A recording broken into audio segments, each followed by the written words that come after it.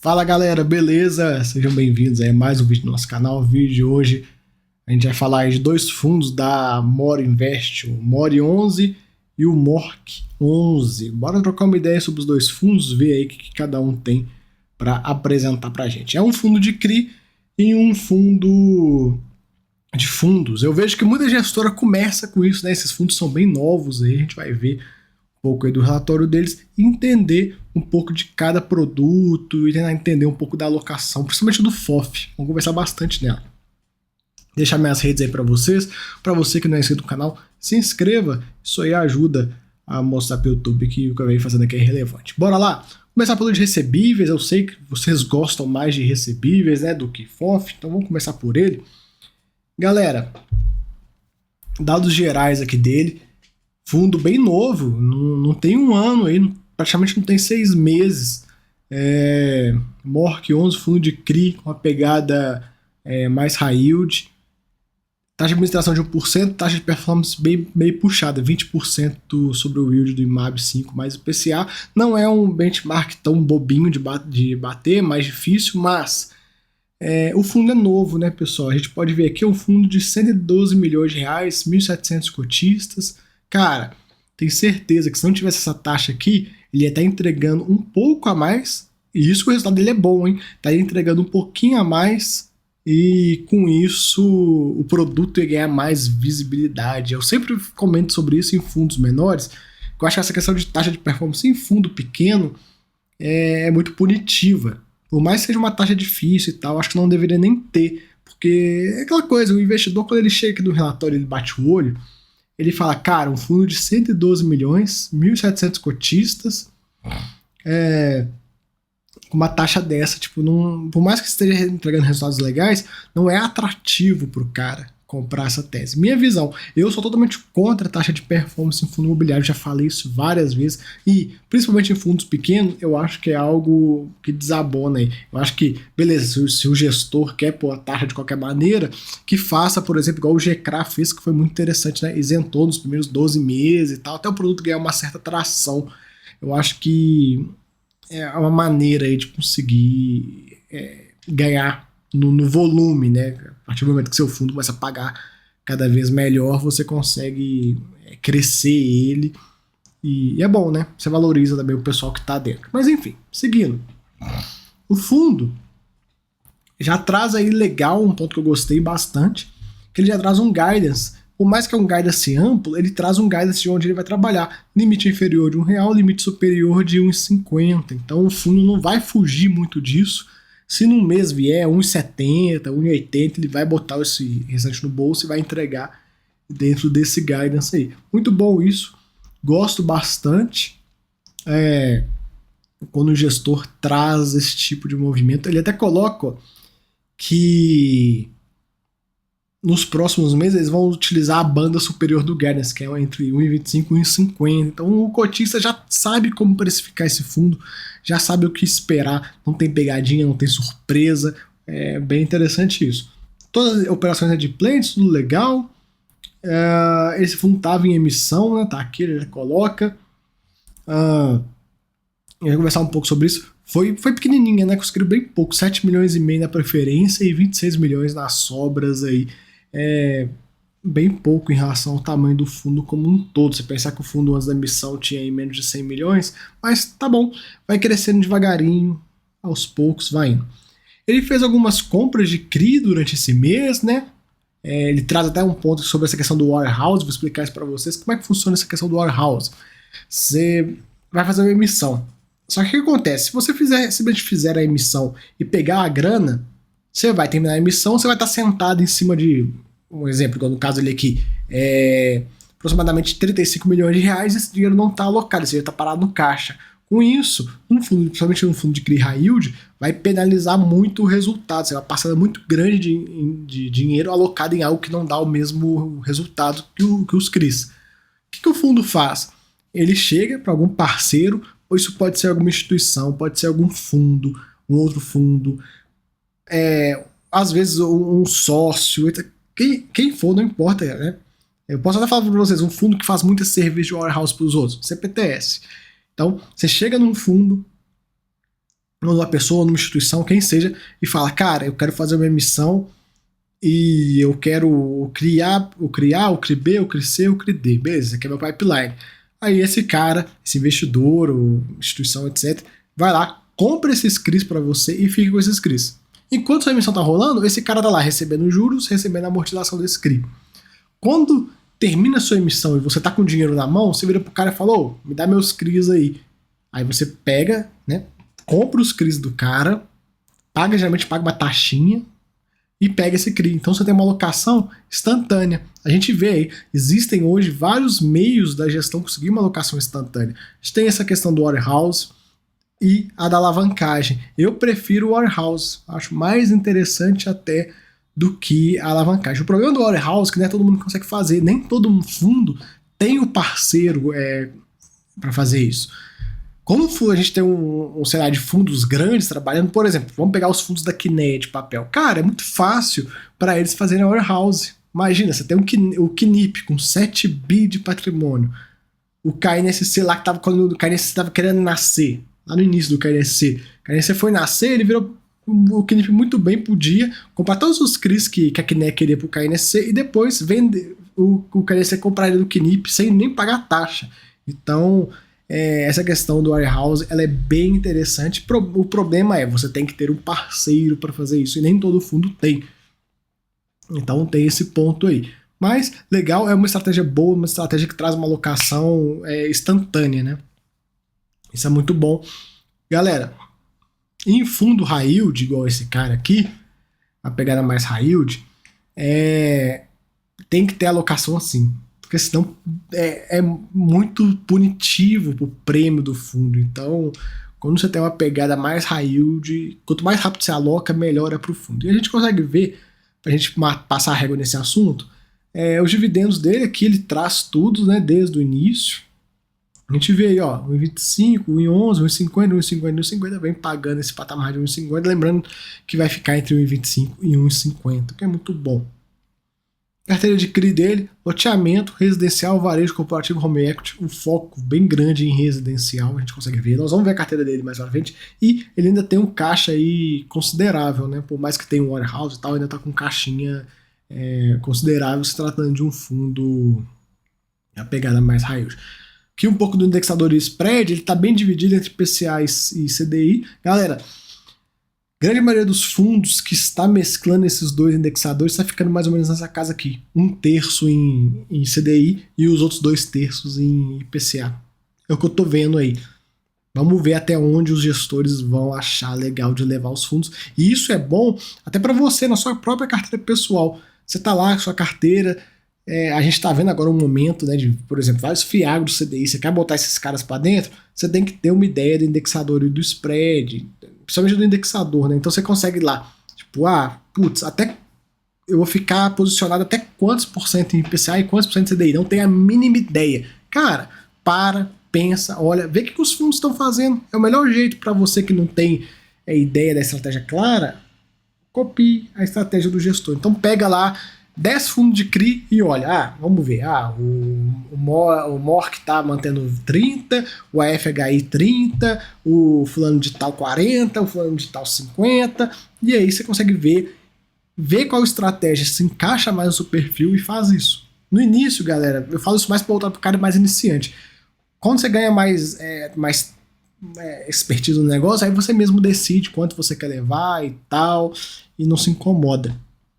O que eu posso falar para vocês questão do CDI, fiquem ligados, porque agora a gente está tendo um patamar de Selic alta, mas tudo indica, tudo leva a crer que daqui no ano que vem, ou no próximo, eles vão diminuir esse patamar, né? Pelo que a gente consegue ver, eles vão subir, segurar a inflação, depois cair novamente, né? Vamos ver, também tem eleição, aí se vier a eleição muda tudo lá, quem decide esse tipo de coisa, né? Do Banco Central, etc. Mas enfim, se manter o governo atual e tal, dá para ver que a gente vai ter movimentos de juros tanto para cima quanto para baixo, formas um pouco, digamos assim, não agressivas, mas bem rápidas, efetivas, né? Igual a gente viu, juros ia até 2 e agora subiu de 2 para 13 muito rapidamente. Então, fiquem de olho nisso. For entrar em posição CDI, tem que ficar um pouco de olho, para você não chegar lá na frente e fazer, vou aumentar aqui minha carteira para 70% do CDI. E aí você faz isso com o tempo. Aí chegar lá na frente a CDI começa a cair. E aí você tá cheio de fundo CDI+, e a tendência é que conforme os rendimentos desses fundos forem caindo, a cota vem acompanhando um pouquinho e tal, aí você fica meio que preso. Então você tem que analisar bem o momento. Mas, fora isso, eu acho interessante também a questão de estar dividido entre os dois. Esse patamar de Selic atual não tem como simplesmente negar alocação em CDI. Aqui um pouco dos CRIs dele. Tem algumas concentrações, né? A gente consegue ver. Mas o fundo, galera, é um fundo pequeno, né? Então não adianta. Fundo pequeno tem essas coisas. Mas, mesmo sendo um fundo pequeno, tem uma quantidade de CRIs legal. E, olha, tá vendo isso aqui, ó, emissor. Olha como ele é diversificado. Tem várias securitizadoras diferentes. Galera, olhem isso. Isso é um negócio que ninguém dá importância, mas olhem isso aqui. Esse cara aqui, ele manda muito na operação. Manda muito na operação. Então, você tem que ter uma securitizadora boa, você tem que ter o service legal. Então, olhem isso. Fundo que trabalha só com uma, cara, vocês fiquem de olho nisso, porque tem coisa. Então, né, todo fundo é bom ter essa diversificação em securitizadora também. Muito saudável isso. Beleza? Vamos lá, a carteira dele tá aqui, a gente vai ver ela aqui rapidinho. Olha o pipeline dele aqui, ó, que legal. Os CRIs que ele tem. Tudo high yield, ó. Tem um mid aqui no meio, mas vários high yields. Olha lá, assinado, due diligence. Então, tá indo. Olha a taxa média desse pipeline. Bem alta, hein? E aqui, a gente consegue ver as operações, né? Tem alguns CRIs aqui que a gente já conhece, como Evergarden, se eu não me engano, o Habitat tem esse cara. IU, tem um monte de fundo que tem CRI da IU. Esse aqui não conheço nenhum fundo que tenha. Nex, eu já vi esse, mas não vou lembrar em qual, mas eu já vi esse CRI em outro lugar. Esse shopping aqui, só aqui. Esse Vimo, eu já vi ele em outro CRI, em outro fundo de CRI também. Esse aqui, ó, se não me engano, a FHI tem. Então a gente vê várias posições interessantes. Passando por vocês para comentar nesses pontos aí. E a gente vê muita incorporação vertical, né? O que é bom. Melhor do que incorporação horizontal, é mais seguro, assim, né? Menos problemático. Enfim, é isso que a gente tem para falar do MORC.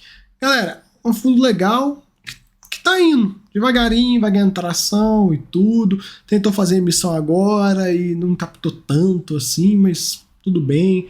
O fundo vai ganhando tração aos poucos. Eu acho que a gestão deveria pensar na questão da taxa para sinalizar, né? Eu falo isso porque a gente viu o próprio FHI tirando a taxa de performance. Então, cara, às vezes a gestão ela tem que pensar não no agora e pensar mais para frente. Se ela conseguir crescer o produto, inflar o produto muito, ela ganha muito mais na taxa em relação ao PL, e essa taxa ela é perene, né? Ela não varia. Então, é interessante pensar. Eu penso mais dessa forma. Se um dia fosse gestor, se eu fosse fazer algum fundo, alguma coisa, eu não teria taxa de performance, eu preferiria entregar um rendimento maior, mais vultoso e conseguir crescer o fundo mais facilmente. Pelo menos essa é a minha visão. Enfim, falar do More agora, o FOF deles, também com taxa de performance. Não é tão bobinha, mas, cara, mesmo assim, não acho legal. Já é um fundo um pouco maior, né? 204 milhões no PL, 14 mil cotistas, pagou 70 centavinhos aí. Eles também trazem um guidance, né? Entre 60 e 80 centavos, pagaram 70, legal. O fundo está bem alocado em tijolo, a gestão traz uma tese que eu acho que também a gente, como investidor, pessoa física, tem que analisar, que é o seguinte: tem muito fundo aí sendo negociado muito abaixo do VP. E aí você tem que ver o seguinte: o custo de reposição. Nesse caso, ele coloca um exemplo aqui dessa torre Infinity, Faria Lima, que eles teve uma negociação de 39 mil metros quadrados, num cap rate de 6,7. Um cap rate, assim, se seu gestor de fundo imobiliário comprar algo 6,7, eu sei que você vai ficar pé da vida, que é um cap rate muito ruim. E a gente vê isso acontecendo. Ele até coloca aqui, ó, no caso de transações físicos, o comprador usualmente entende os ganhos futuros de ter um ativo em regiões irreplicáveis. Já nos fundos imobiliários, pensam um ativo como ativo de renda, né? Então, Eu acho que falta o investidor pensar isso. Falta olhar aí os fundos de lajes, entre outros, que estão aí com descontos, e pensar, cara, qual que é o custo que está sendo negociado no metro quadrado na mesma região? Ah, é X. Quanto é que é o custo do metro quadrado hoje eu comprando nesse fundo? Caraca, é X menos 30%. Putz, vale a pena. Então eu acho legal essa reflexão que eles trouxeram. Fizeram algumas movimentações, né? Compraram o fundo da casa aqui, eles fizeram uma arbitragem, pegaram um preço mais barato, legal, mas eu já falei com vocês, né, que eu não gosto de FOF que compra produto da casa, mantém esse posicionamento. Aqui, ó, ele coloca, ó, venda de Morgan NCI e arbitraram, né? Vamos lá. Aqui os rendimentos dele, tá bem dentro do guidance que a gestão passa, legal que a gestão traz esse guidance. E aqui a gente vê a alocação de segmento em fevereiro e abril. Olha fundo de CRI, aumentou 2,65%, aumentou bem pouco. E a gente vê como é que tá, bem focado em tijolo esse fundo. Os fundos de CRI, a gente vê eles cada vez mais empapelando, e esse cara não, ele já tá com uma outra visão. Eu acho interessante isso, até porque para você que quer entrar num FOF e tudo, não quer o FOF estar empapelado, ou você já está muito empapelado, está com muito papel, não tem por que entrar num FOF empapelado. Então você pode entrar num FOF esse aqui, que é com mais tijolo, e aí você não fica correndo um risco duplo, né? Acho legal essa pegada. Que a carteira dele, a gente consegue ver o tanto de coisa que tem de laje aqui. Corme, Telos Properties, JSRE, BRCR, deixa eu ver. Os mais famosos são esses, RBCO também. Então a gente vê aí vários fundos de lajes aí que ele tem. E outro ponto que eu bato nessa tecla toda santa vez que eu falo de FOF, que é olhar o que é ganho de capital. Então a gente vê aqui, ó, neste ano, a receita de ganho de capital é praticamente inexistente, né? Muito pouco, ó, 4 centavos, 7 centavos, nesse mês aqui nem dá para ver. Isso é muito importante de você analisar quando você comprar um FOF. Porque imagina o cara que comprou esse fundo aqui, ó. O fundo estava tendo quase entre 50% e 50% de ganho de capital e de rendimento. O patamar de distribuição estava muito mais elevado. E aí o cara tava, caraca, esse fundo, nossa, é um baita rendimento e tal. Até que chegou um ponto, ó, que cessou o ganho de capital. Aí, meu irmão, já era. Porque você fica numa posição onde você não consegue, onde o rendimento passado que você estava vendo e esperando não vem mais, né? O bom é que a gestão traz um guidance, então fica bem fácil de você entender onde eles vão trabalhar, mas essa é uma pegadinha que muita gente cai em FOF. Enfim, galera, é isso que eu tenho para falar dos dois fundos aí. Dois fundos interessantes, dois fundos novos, tem que crescer, tem que ganhar mais volume, mas a gente vê a gestora aí se esforçando para aparecer mais na mídia e tal, legal. Fechou? Galera, deixa esse vídeo por aqui, até a próxima, fui!